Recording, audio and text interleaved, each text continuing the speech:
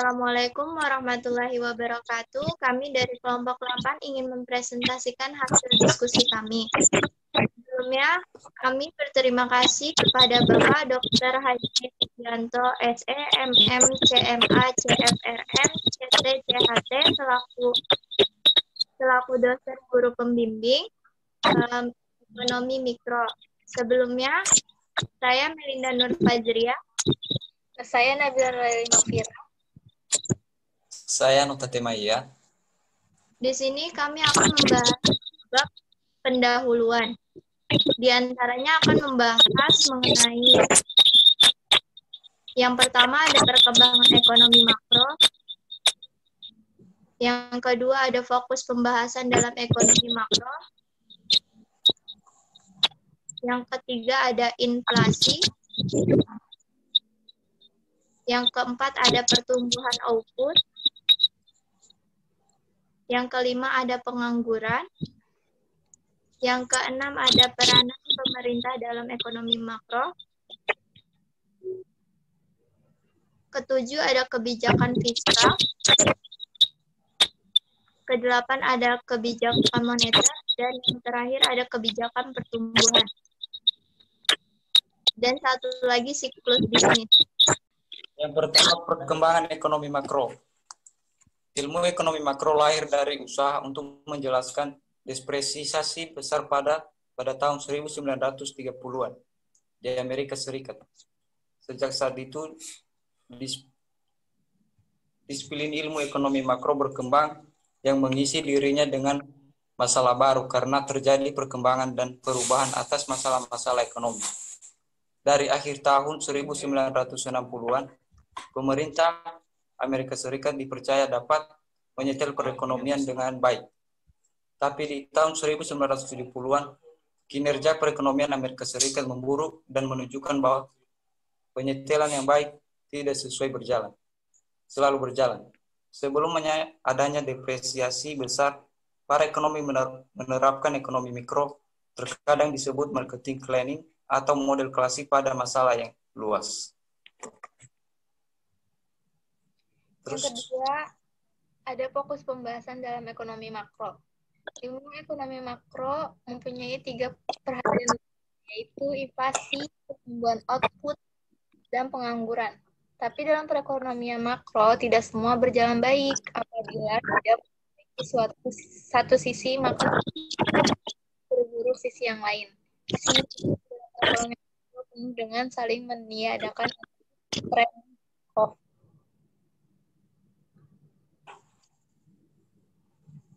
Yang ketiga ada inflasi. Inflasi adalah kenaikan harga secara keseluruhan. Inflasi ada 3 macam, yaitu creeping inflation, galloping inflation, dan hyperinflation. Creeping inflation sendiri yaitu merupakan inflasi yang sifatnya rendah atau ringan, berkisar 0-10%.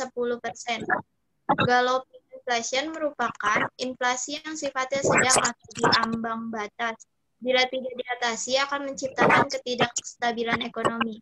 Sedangkan inflasi yang paling ditakuti adalah hyperinflation, di mana inflasi ini sifatnya sudah tidak dapat dikendalikan karena melambungnya harga-harga dan rendahnya daya beli masyarakat.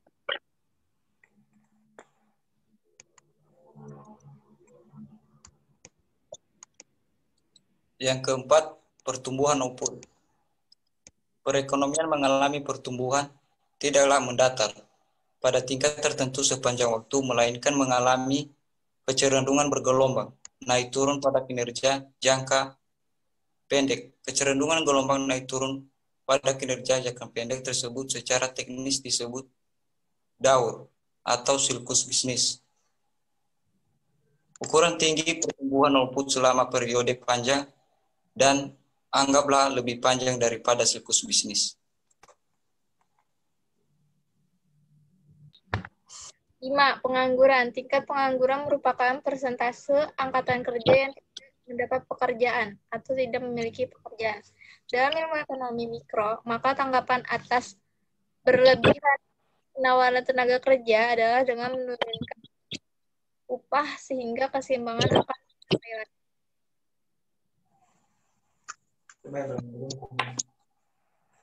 Selanjutnya ada peranan pemerintah dalam ekonomi makro.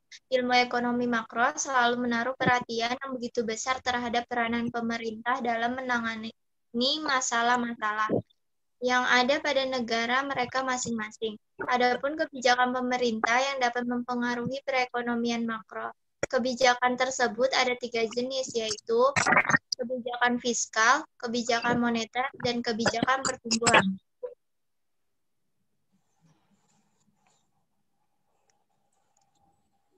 6. Kebijakan fiskal merupakan salah satu cara pemerintah mempengaruhi perekonomian melalui keputusan pajak dan pengeluaran pemerintah.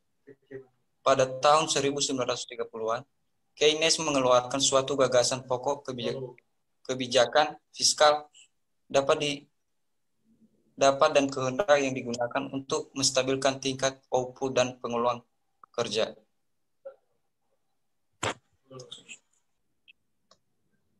Yang ketujuh, kebijakan moneter. Selain pajak dan pengeluaran, ada lagi variabel yang dikendalikan oleh pemerintah, yaitu jumlah uang yang beredar. Adanya kendali pemerintah pada jumlah uang beredar di perekonomian, sehingga pemerintah lembaga yang disebut bank sentral. Adanya bank sentral tersebut tidak hanya mengendalikan jumlah uang yang beredar, tetapi jumlah uang yang beredar ditawarkan oleh bank sentral akan mempengaruhi tingkat harga keseluruhan dan tingkat kurs mata uang asing, tingkat pengangguran, dan tingkat output, sehingga para ilmu ekonomi makro mengalami keraguan untuk menetapkan seberapa luas pengaruh kebijakan moneter.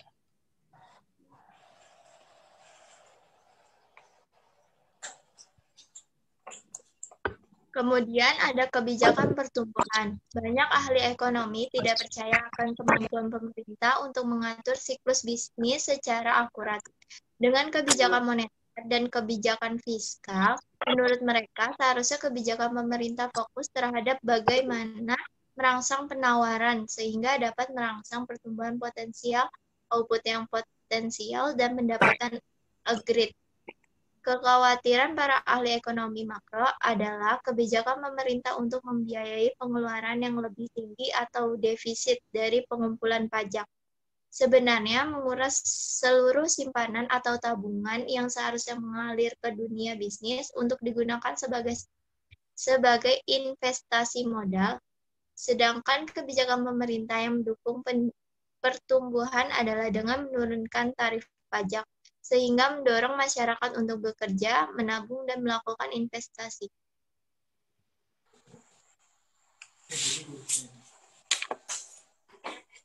Siklus bisnis. Ilmu ekonomi makro membahas baik tren jangka panjang maupun fluktuasi jangka pendek yang merupakan bagian dari siklus bisnis. Dan kebanyakan variabel ekonomi makro mengalami gelombang naik dan turun sepanjang waktu, dan perekonomian secara keseluruhan mengalami periode kemakmuran dan periode resesi. Di sini ada gambar siklus bisnis. Gambar di atas menunjukkan perekonomian siklus bisnis yang mengalami ekspansi saat bergerak dari titik A ke titik B, atau dari dasar puncak atau dari B lembah perekonomian mengalami resesi. Gambar ini juga menunjukkan siklus bisnis yang simetris yang berarti ekspansi dan resesi besarnya sama, tetapi kenyataannya tidak ada siklus bisnis yang simetris. Di sini ada contoh tabel rincian pertumbuhan 3 sektor utama di Indonesia, yaitu sektor pertanian, industri, jasa-jasa.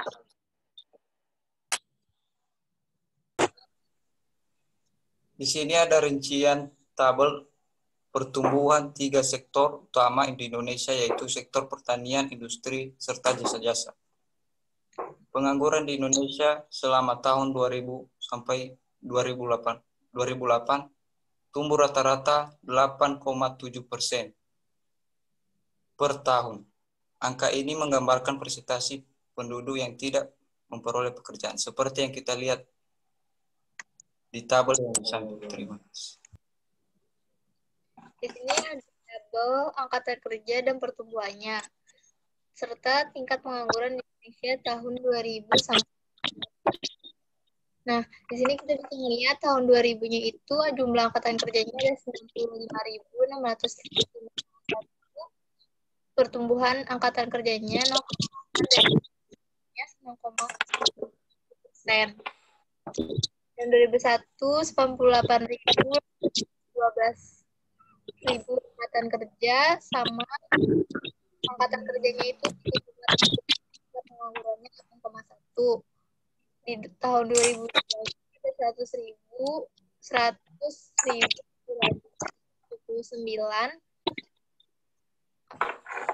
angkatan kerja, dan pertumbuhan angkatan kerjanya itu ada 2%. Dan tingkat penganggurannya itu 9,1%. Di tahun 2003 itu ada 102.131 jumlah angkatan kerja, dan pertumbuhan angkatan kerjanya itu 1,8, dan tingkat pengangguran itu 9,6%.